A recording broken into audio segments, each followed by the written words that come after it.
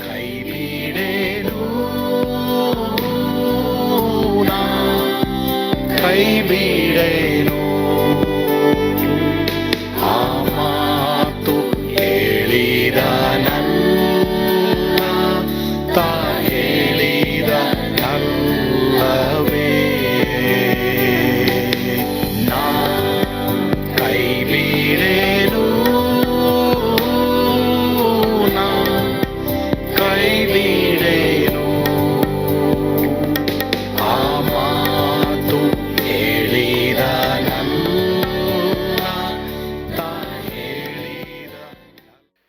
ಯೇಸು ಕೈ ಬಿಡನು ದೈನಂದಿನ ಸತ್ಯವೇದ ಅಧ್ಯಯನಕ್ಕೆ ನಿಮ್ಮೆಲ್ಲರನ್ನು ಆಹ್ವಾನ ಮಾಡ್ತಾ ಇದ್ದೇನೆ. ಪ್ರಿಯರೇ, ಇಂದು ಸಹ ಯೇಸು ಯೆರೂಸಲೇಮಿಗೆ ಅರಸನಂತೆ ಪ್ರವೇಶ ಮಾಡಿದ್ದಕ್ಕೆ 4 ಅರ್ಥಗಳನ್ನು ನಾವು ಈ ದಿನ ಕಲಿಯೋದಕ್ಕೆ ಹೋಗ್ತೇವೆ. ಖಂಡಿತವಾಗಿ ಕರ್ತನು ನಿಮ್ಮನ್ನು ಈ ಪ್ರಸಂಗದ ಮೂಲಕವಾಗಿ ಆಶೀರ್ವಾದ ಮಾಡ್ತಾರೆ. ಈ ಪ್ರಸಂಗ ಅನೇಕರಿಗೆ ನಮ್ಮ ಸಭೆಯಲ್ಲಿ ಆಶೀರ್ವಾದವಾಗಿತ್ತು, ನಿಮಗೂ ಸಹ ಆಶೀರ್ವಾದವಾಗುತ್ತೆ. ಕೇಳಿಸ್ಕೊಳ್ರಿ, ನೋಡ್ರಿ, ನಂಬ್ರಿ, ಆನಂದಿಸ್ರಿ. 3ನೇದು ಓದೋಣ. ಸ್ವಲ್ಪ ಟೈಮ್ ತೊಗೊಂಡಿದ್ದೀನಿ, ಬೇಜಾರು ಪಡಬೇಡಿ. ರಾಜ ಮನೆತನದ ಸ್ವಾಗತ, ರಾಯಲ್ ವೆಲ್ಕಮ್. ರಾಯಲ್ ಸ್ವಾಗತము, వెరీ గుడ్. రాయల్ వెల్కమ్, ఈ తెలుగులో రాయల్ స్వాగతము. రాయలసీమ కాదు, ರಾಯಲ್ ಸ್ವಾಗತము. ನೋಡಮ್ಮ, ಜನರ ಗುಂಪು ಓಸನ್ನ ಕರ್ತನೆ ನಮ್ಮನ್ನು ರಕ್ಷಿಸು ಎಂದು ಅರ್ಥ ಕೊಡುವಂತೆ ಕೂಗಿನಿಂದ ಆತನಿಗೆ ಜಯಘೋಷ ಮಾಡಿದರು. ಆದರೆ ಬರಬೇಕಾದ ಮೆಸ್ಸಿಯನು ಇವನೇ. ಮಾತ್ರವಲ್ಲದೆ ಇವರು ಖರ್ಜೂರದ ಗರಿಗಳನ್ನು, ತಮ್ಮ ವಸ್ತ್ರಗಳನ್ನು ಇವರೇನು ಮಾಡಿದ್ರು, ಯೇಸುಸ್ವಾಮಿಗೆ ಕೊಟ್ಟರು. ನೋಡಿ, ಖರ್ಜೂರದ ಭಾನುವಾರದಲ್ಲಿ ಕೆಲವರೆಲ್ಲ ಏನು ಮಾಡಿದ್ರು, ತಮ್ಮ ವಸ್ತ್ರಗಳನ್ನು ಹಾಕಿದ್ರು, ಖರ್ಜೂರದ ಗರಿ ಇಟ್ಕೊಂಡು. 2 ಅರ್ಥ ಏನು ಗೊತ್ತಾ? ಖರ್ಜೂರದ ಗರಿ ಏನು ತೋರಿಸ್ತದೆ ಅಂದರೆ, ಪಾಪದ ಮೇಲೆ ನನಗೆ ಜಯ ಕೊಟ್ಟಿದ್ದಾರೆ ಏಸಪ್ಪ. 1 ವಸ್ತ್ರ ಏನು ತೋರಿಸ್ತದೆ ಅಂದರೆ, ದೇವರೇ ನೀನೇ ನನಗೆ ಎಲ್ಲಪ್ಪ, ನನಗೆ ಯಾವುದೂ ಬೇಡಪ್ಪ, ನೀನೇ ನನಗೆಲ್ಲ. ಹೇಳಿ, ಏಸಪ್ಪ, ಏಸಪ್ಪ ನೀನೇ ನನಗೆಲ್ಲ. ನನಗೆ ಇದು ಅದು ಎಲ್ಲ ಕೊಟ್ಟಿದ್ಯಾ, ಬಟ್ ಇದೆಲ್ಲದಕ್ಕಿಂತಲೂ ನನಗೆ ಶ್ರೇಷ್ಠ ನೀನೇ. ಏನೂ ಇರಬಾರ್ದು ಅಂತ ಏಸಪ್ಪ ಹೇಳಿಲ್ಲ. ನಿಮ್ಮೆಲ್ರಿಗೂ ಒಳ್ಳೆ ಮನೆಗಳು ಕೊಟ್ಟಿದ್ದಾರೆ, ಒಳ್ಳೆ ಬಿಸ್ನೆಸ್ ಕೊಟ್ಟಿದ್ದಾರೆ, ಒಳ್ಳೆ ಕೆಲಸ ಕೊಟ್ಟಿದ್ದಾರೆ, ಸುಮಾರು ಜನಕ್ಕೆ ಒಳ್ಳೆ ಒಳ್ಳೆ ಒಳ್ಳೆ ಒಳ್ಳೆ ಕಾರುಗಳು ಕೊಟ್ಟಿದ್ದಾರೆ, ಒಳ್ಳೆ ಗಾಡಿಗಳು ಕೊಟ್ಟಿದ್ದಾರೆ, ಒಳ್ಳೆ ಕೆಲಸ ಕೊಟ್ಟಿದ್ದಾರೆ, ಒಳ್ಳೆ ಮನೆ ಕೊಟ್ಟಿದ್ದಾರೆ. Thank god, thank god.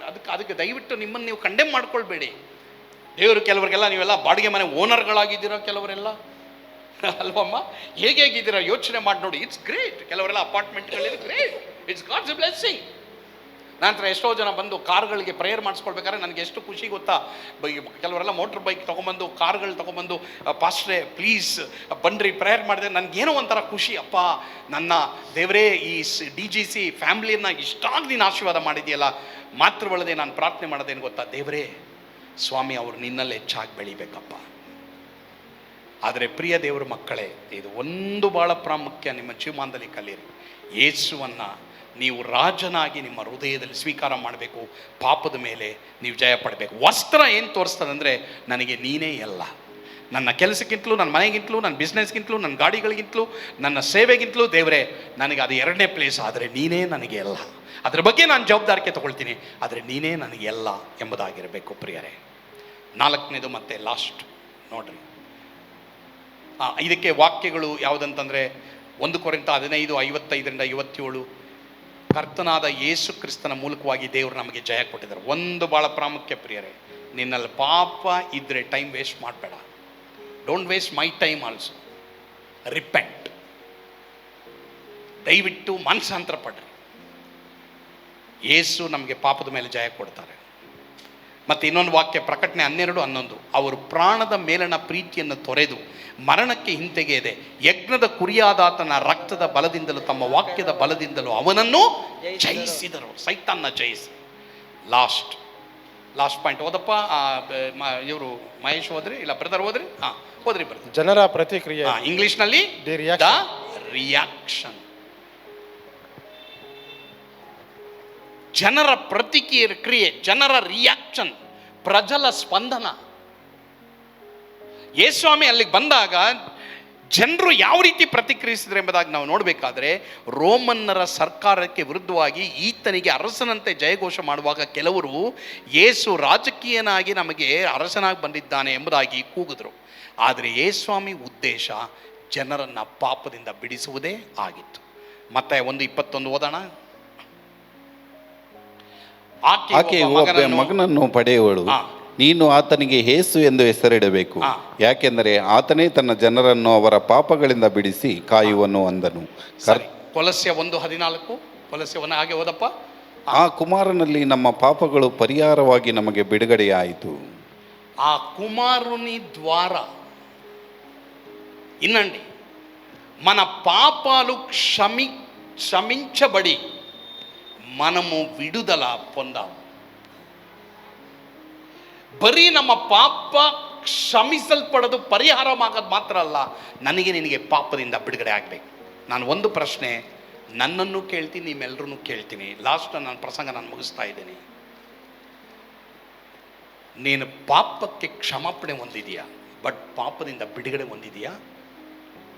ಅದಕ್ಕೆ ಸಮಾಧಾನ ನನಗೆ ನಿನಗೆ ಇಲ್ಲ. ಒಂದು ವೇಳೆ ಆ ರೀತಿ ಇರೋದಾದರೆ ಭಯಪಡಬೇಡಿ, ನಿರಾಸರಾಗಬೇಡಿ. ಇವತ್ತು ಹೇಳಿ, ಯೇಸು ಕುಮಾರ, ಮನುಷ್ಯ ಕುಮಾರ, ಆತನಿಂದ ನಮ್ಮ ಪಾಪಗಳು ಪರಿಹಾರವಾಗಿ ನಮಗೆ ಬಿಡುಗಡೆ ಆಯಿತು. ನಿನಗೆ ಬಿಡುಗಡೆ ಆಗಿದೆ ಅಮ್ಮ, ಅದರಲ್ಲೇ ನಿನಗೆ ಸಮಾಧಾನ ಇದೆ. ಒಂದು ವೇಳೆ ಈಗ ಕಡೆಯದಾಗಿ ನಾವು ಮುಗಿಸ್ತೀವಿ. Musicians please come. ಒಂದು ವೇಳೆ ಯವನಸ್ಥರು ನಿಮಗೆ ತಗ್ಗಿಸ್ಕೊಳಕ್ಕಾಗ್ತಾಯಿಲ್ಲ, ಮನೆಯಲ್ಲಿ ಹೆಂಡತಿಯರು ನೀವು ತಗ್ಗಿಸ್ಕೊಳಕ್ಕಾಗ್ತಾಯಿಲ್ಲ, ಅಥವಾ ಗಂಡಂದಿರು ನೀವು ತಗ್ಗಿಸ್ಕೊಳಕ್ಕಾಗ್ತಾಯಿಲ್ಲ. ಎಷ್ಟೋ ಜನರ ಮನೆ ಇವತ್ತು ಪೀಸ್ ಆಗಿದೆ ಗೊತ್ತಾ? ಇಲ್ಲಿ ಸಭೆಯಲ್ಲಿ ಚೆನ್ನಾಗಿದ್ದೀರಮ್ಮ, ಆದರೆ ನಿಮ್ಮ ಮನೆ ಒಡೆಯಲ್ಪಟ್ಟಿದೆ. ನಿಮ್ಮ ಮನೆಯಲ್ಲಿ ಎಷ್ಟೋ ಜನ ನರಕ ವೇದನೆಯನ್ನು ಅನುಭವಿಸ್ತಾ ಇದ್ದೀರ. ದೇವರು ಇದು ನನಗೆ ನನ್ನ ಹೃದಯದಲ್ಲಿ ಅದು ಇಟ್ಟಿದ್ದಾರೆ. ನಾನು ನಿಮ್ಮ ಮನೆಗಳಿಗಾಗಿ ನಾನು ಪ್ರಾರ್ಥನೆ ಮಾಡ್ತಾ ಇದ್ದೀನಿ. ಎಷ್ಟೋ ಜನ ಮನೆಗೆ ಹೋಗಕ್ಕೆ ಇಷ್ಟಪಡ್ತಾ ಇಲ್ಲ. ಎಷ್ಟೋ ಜನರು ಮನೆಯಲ್ಲಿ ಕಣ್ಣೀರಿಡ್ತಾ ಇದ್ದೀರ. ಮನೆ ನೀನು ಏನೋ ಒಂಥರ ನರಕ ಆಗಿಬಿಟ್ಟಿದೆ. ನಿನಗೆ ಏನೋ ಒಂಥರ ಹೊರಗಡೆ ಚೆನ್ನಾಗಿರ್ತೀಯ, ಕೆಲಸ ಮಾಡ್ತೀಯ, ಬಿಸ್ನೆಸ್ ಮಾಡ್ತೀಯ, ಸೇವೆ ಮಾಡ್ತೀಯ, ಅಥವಾ ಹೊರಗಡೆ ಅಲ್ಲಿ ಇಲ್ಲಿ ಹೋಗ್ತೀಯ, ನಿನಗೆ ಮನೆಗೆ ಬರೋಕ್ಕೆ ಏನೋ ಒಂಥರ ಆಗ್ತಾ ಇಲ್ಲ. ಆ ಥರ ಯಾರಾದರೂ ಇದ್ದೀರಾ ಪ್ರಿಯ ದೇವರ ಮಕ್ಕಳೇ? ನಾನು ಹೇಳ, ನನಗೆ ಹೊರಗಡೆಗಿಂತಲೂ ನನ್ನ ಮನೆ ಇಸ್ ಸೋ ಹ್ಯಾಪಿ. ನಿಜವಲ್ಲ, ನಾನು ಹೇಳ್ತೀನಿ ಕೇಳಿ. ನಾನು ಎಲ್ಲೇ ಮಲಗಿದ್ರು, ನಾನು ಎಲ್ಲೇ ಊಟ ಮಾಡಿದ್ರು, ನಾನು ಎಲ್ಲೇ ಇದ್ರು, ನನ್ನ ಮನೆಯಲ್ಲಿರೋಂಥ ಸ್ವರ್ಗ ನನಗೆಲ್ಲೂ ಸಿಗ್ತಾ ಇಲ್ಲ. ಆ ರೀತಿ ನಿಮಗೆ ಮನಸ್ಸು ಬರಬೇಕು. ಆದರೆ ಇಲ್ಲಿ ಎಷ್ಟೋ ಜನ ಇದ್ದೀರಾ, ಹೃದಯದಲ್ಲಿ ನಿಮಗೆ ರಕ್ತದ ಕಣ್ಣೀರು ಹರಿತಾ ಇದೆ ಎಷ್ಟೋ ಜನಕ್ಕೆ.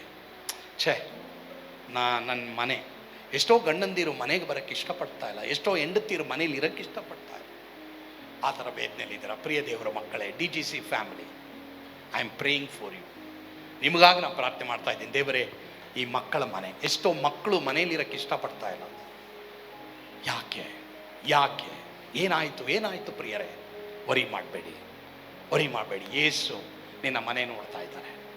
ಯೇಸು ನಿನ್ನ ಮನೆಯಲ್ಲಿ ಇವು ಸುರಿಸ್ತಾ ಇರುವಂಥ ಕಣ್ಣೀರು ನೋಡ್ತಾ ಇದ್ದಾರೆ. ಭಯಪಡಬೇಡಪ್ಪ, ಭಯಪಡಬೇಡಮ್ಮ, ಮನ ತಿರುಗಿಸು. ಒಂದು ವೇಳೆ ನೀನು ಮನೆಗೆ ಬರೋಕ್ಕೆ ಇಷ್ಟಪಡದೇ ಇರೋದು, ಒಂದು ವೇಳೆ ಮನೆಯಲ್ಲಿ ನಿನಗೆ ಬರ್ತಾ ಇರುವಂಥ ಚುಚ್ಚು ಮಾತಿರ್ಬೋದು, ಪಾಪ ಇದ್ದರೆ ಬಂದೇ ಬರುತ್ತೆ, ಏನು ಮಾಡೋಕ್ಕಲ್ಲ, ನೀನು ಫೇಸ್ ಮಾಡಲೇಬೇಕು. ಬಟ್ ಪಾಪ ಎಲ್ಲ ನೀ ಭಯಭಕ್ತಿಗಳನ್ನಾಗಿ ಜೀವಿಸ್ತಾ ಇದ್ದೆ, ಆದರೆ ನೀನು ಮನೆಯಲ್ಲಿ ಬರ್ತಾ ಇರೋದು ಕಠೋರವಾದ ಮಾತಾ, ಭಯಪಡಬೇಡ, ನಿನ್ನ ಮನೆ ಸರಿ ಹೋಗುತ್ತೆ. ಅಮ್ಮ, ನಿನ್ನ ಮನೆಯಲ್ಲಿ ನೀನು ಸಂತೋಷವಾಗಿರೋಕ್ಕಾಗ್ತಾಯಿಲ್ಲ, ಸಮಾಧಾನ ನೆಮ್ಮದಿ ಇರಲ್ಲ, ನೀನು ಭಯಭಕ್ತಿ ಉಳ್ಳವಳಾಗಿದೆ, ನೀನು ಕರೆಕ್ಟಾಗಿ ಕೆಲಸ ಮಾಡ್ತಾ ಇದೆಯಾ ಅಂತ ಇಟ್ಕೋ. ಆದರೂ ನೀನು ಕಣ್ಣೀರಿನಲ್ಲಿದೆಯಾ, ಭಯಪಡಬೇಡ, ನಿನ್ನ ಮನೆ ದೇವರು ಸರಿಪಡಿಸ್ತಾರೆ. ಬಟ್ ಆದರೆ ನಿನ್ನ ಮಾತು ನಿನ್ನ ಮನೆಯವರಿಗೆ ಚೆನ್ನಾಗಿರಲಿ, ಭಯಭಕ್ತಿಯಿಂದ ಇರಲಿ. ಎಲ್ಲರೂ ನಾವು ಎದ್ದು ನಿಂತ್ಕೊಳ್ಳೋಣ, ಒಂದು ನಿಮಿಷ ಎಲ್ಲರೂ ಎದ್ದು ನಿಂತ್ಕೊಳ್ಳೋಣ. Everybody stand up. ಒಂದು ವೇಳೆ ನನ್ನ ಮನೆ ನರಕವಾಗಿದೆಪ್ಪ, ನನ್ನ ಮನೆ ಸ್ವರ್ಗವಾಗಿ ಮಾರ್ಪಡಿಸು ಸ್ವಾಮಿ ಅಂತ ಯಾರಾದರೂ ಇದ್ದರೆ, ಯಾರಾದರೂ ಇಲ್ಲಿದ್ದೀರಾ? ಕೈ ಎತ್ತಬೇಡಿ, ಪರವಾಗಿಲ್ಲಮ್ಮ, ಬೇಡ ಕೈ ಎತ್ತಬೇಡ್ರಿ.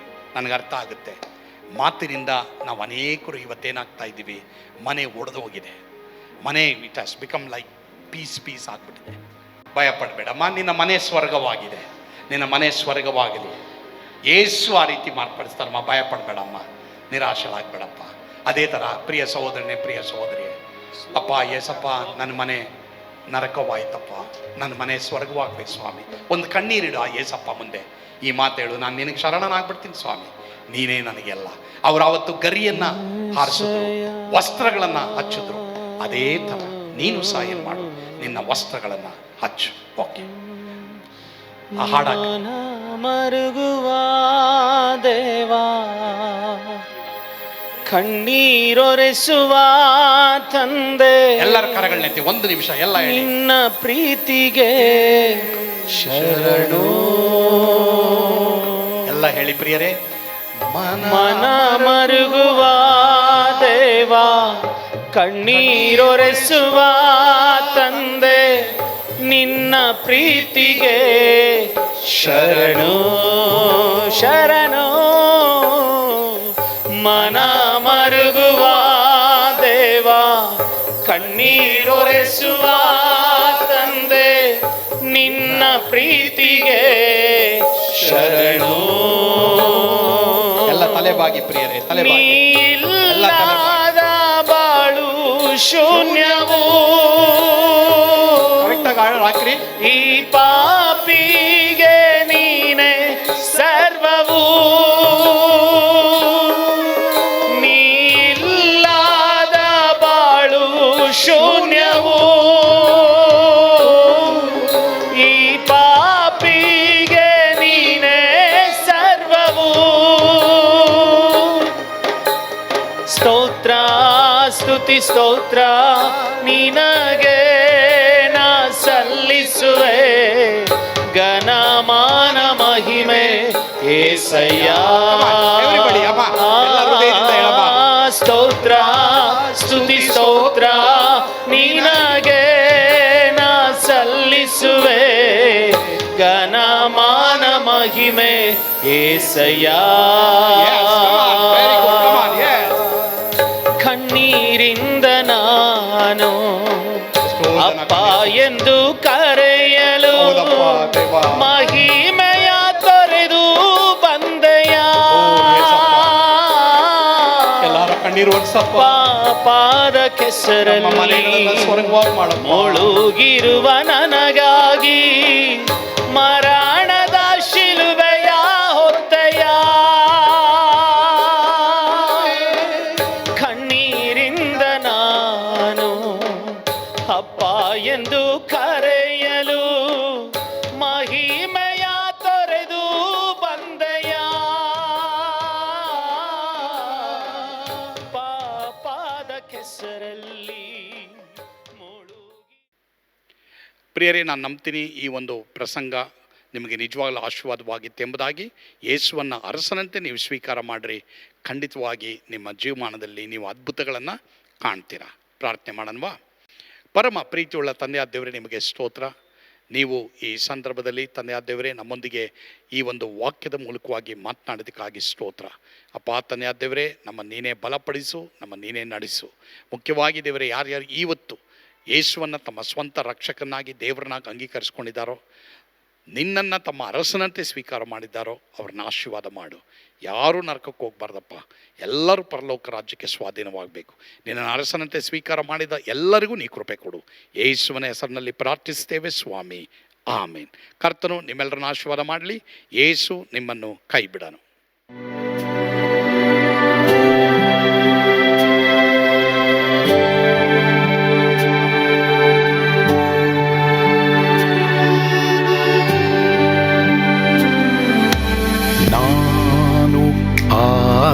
ಪಾತ್ರದಲ್ಲಿ ಇರುವಾಗಲೂ ನೀನು ಪಾಯಪಾಟು ಓಡಬಾರದು. ನನ್ನ ಮಾತನಂಬಿ ಸ್ಥಿರವಾಗಿರು.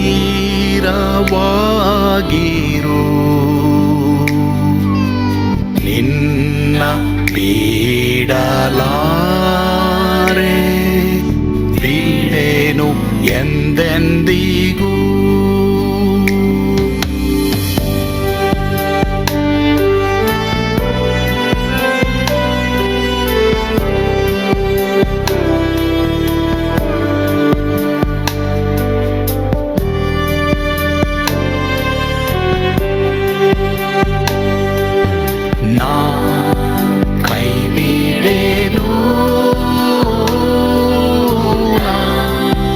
ಕೈ ಬಿಡೆನು. ಆ ಮಾತು ಹೇಳಿದನಲ್ಲ, ತಾ ಹೇಳಿದನಲ್ಲವೇ.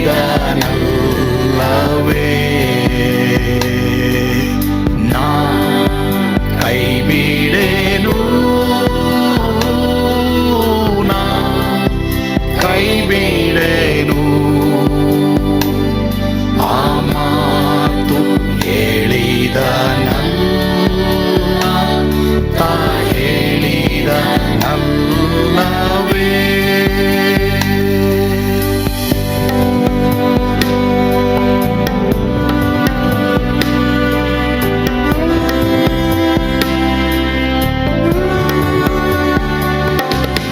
ಸುತ್ತಲೂ ಹೂಗಳು ಬಾಡಿ ಹೋದರು,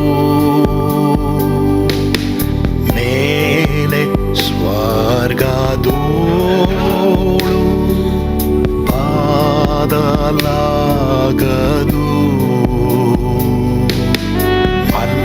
ಅಲ್ಲಿಂದೇಸು ಸ್ವಾಮಿ ಬಾರುವಾತನು, ನನ್ನ ಬಿಡಲಾರ, ನನ್ನನ್ನು ಕೈ ಬಿಡಲು. ನಾ ಕೈ ಬಿಡೆನು, ನಾ ಕೈ ಬಿಡೆನು. ಆ ಮಾತು ಹೇಳಿದನಲ್ಲ, ತಾ ಹೇಳಿದನಲ್ಲವೇ. ನಾ ಕೈ ಬಿಡೆನು,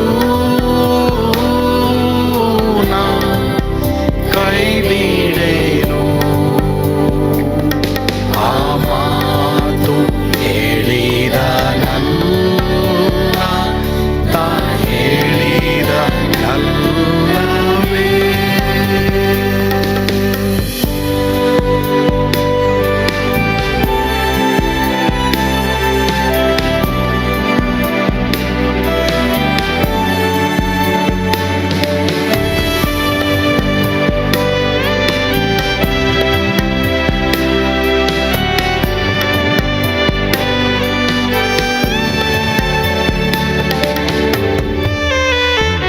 ಮುಂದೆ ಬಾವು ಕಷ್ಟ ಬಾರುತ್ತಿದ್ದರು, ಬಾಯ ಪಾಡಲಾರೆ ಸ್ವಾಮಿ ಇದ್ದಾನೆ. ಬಾಲವಾಗಿ ನಿಂತು ಹರ್ಷಗೊಳ್ಳುವೆ. ಸ್ವಾಮಿ ಬಿಡಲಾರ, ಸ್ವಾಮಿ ನನ್ನ ಕೈ ಬಿಡಲು. ನಾ ಕೈ ಬಿಡೆನು, ನಾ ಕೈ ಬಿಡೆನು. ಆ ಮಾತು ಹೇಳಿದನಲ್ಲ, ತಾ ಹೇಳಿದನಲ್ಲವೇ. ನಾ ಕೈ ಬಿಡೆನು, ನಾ ಕೈ ಬಿಡೆನು. ಆ ಮಾತು ಹೇಳಿದನಲ್ಲ, ತಾ ಹೇಳಿದನಲ್ಲವೇ. ತಾ ಹೇಳಿದನಲ್ಲವೇ.